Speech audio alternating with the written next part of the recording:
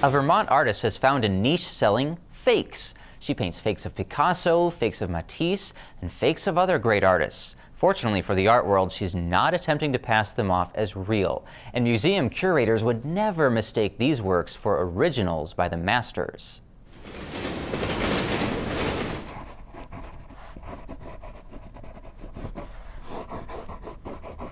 Burlington artist Liza Cowan's sketchpad may say it's the real thing, but most of her paintings are fake. I'm a fake Picasso, but as I keep claiming, I'm not a fake Picasso, I'm Liza Picasso.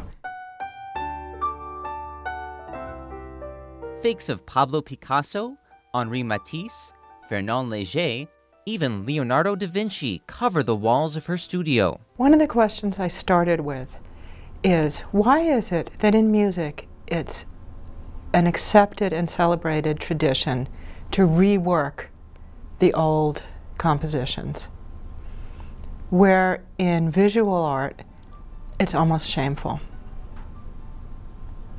And I took off from there on the idea of fakes. You can call her works fake, don't call them forgeries. Forgeries are meant to deceive the viewer, but Cowan proudly and openly labels her works fake.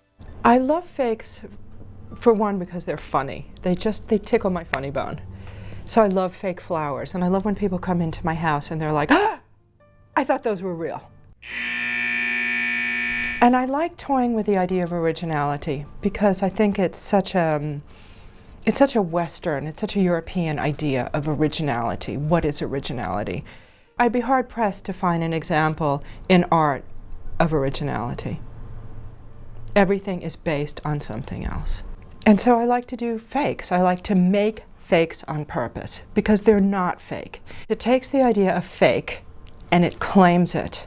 It can't be fake if it's claimed to be fake. It's something else. It becomes something else. It becomes a fake. I like Matisse because his line is so joyful. His colors are so beautiful. And there's such a lightness to him.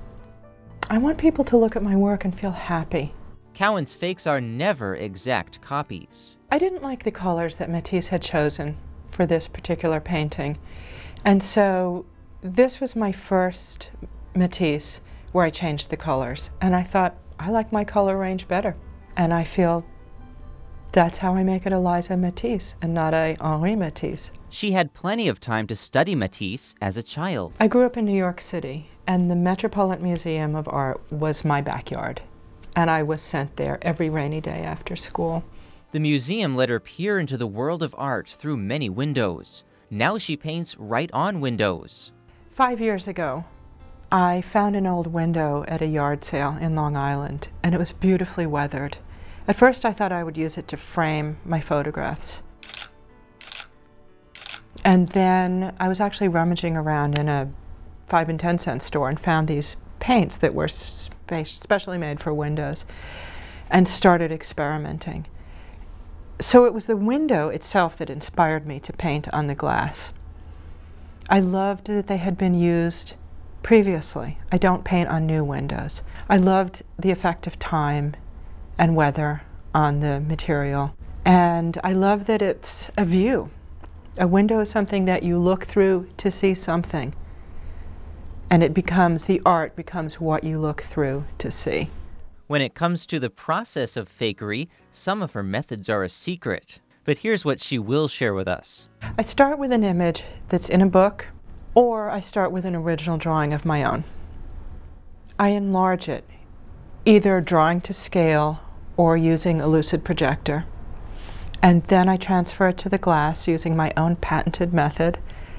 And once that's done, I paint the line, and then I fill in the color.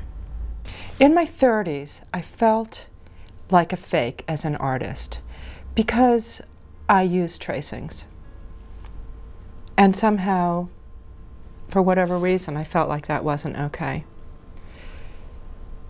In my late 40s, after the birth of my first daughter, gave myself 5 years to paint with no pressure, just to get to learn the medium. And at a certain point, I felt like I could claim Yeah, I'm an artist. And it was at that point that I started to do the fake series. And it wasn't until I looked at it in retrospect that I could say, oh, right. Of course, I am making the fakery obvious because I can now claim that I'm not a fake. And the question for me was, how can I do this in a way that's faithful to the original artist and yet has my imprint, so that it is a combination. It's a Picasso, but it's a Liza Picasso. What is it? What is going to change? Is it going to be the line? Is it the color?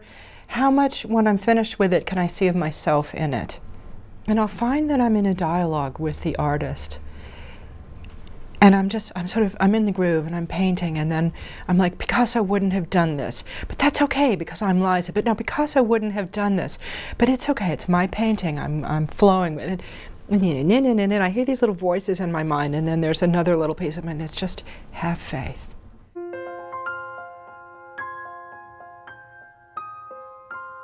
I like Picasso because he is the artist of the 20th century, and he was cute. I like his style. I'd like to look like Picasso. Next to the fakes in Cowan's studio, you'll find her photographs. In my photographs, I try to make images of the effect of time and weather on man-made objects. And I'm intrigued by the concept of modern ruins, which would be, for instance, an old factory that's abandoned. And I think it has to do also with the process of, my own process of aging. Things change. There's nothing ever stays the same. And so we think of a wheel, for instance, or a bit from a factory as being made and there it ends. And in fact, it's constantly changing. There's a molecular process. It looks different. The surface feels different. There's textures, there's layers. And it's a way of, in my moment, of capturing that process of change.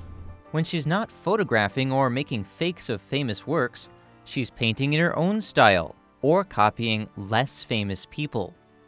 This particular picture was a copy of my daughter's sketch of a horse. She was 6 at the time. And I loved the energy of it so much. It would never have occurred to me to draw a horse like this, and I thought it was brilliant. When it comes to her fakes of famous artists, her signatures give credit where credit's due. My training as an academic taught me about footnoting and using sources, in which case appropriation is legitimate. So I footnoted my resources. I use them, I claim them, I love them. I love them. I want a Picasso of my own. I want a Matisse of my own. And I've made them, and I've claimed, but I've transformed them as well. For more information about Liza Cowan's fakes, as well as her original works and photographs, log on to www.lizacowan.com.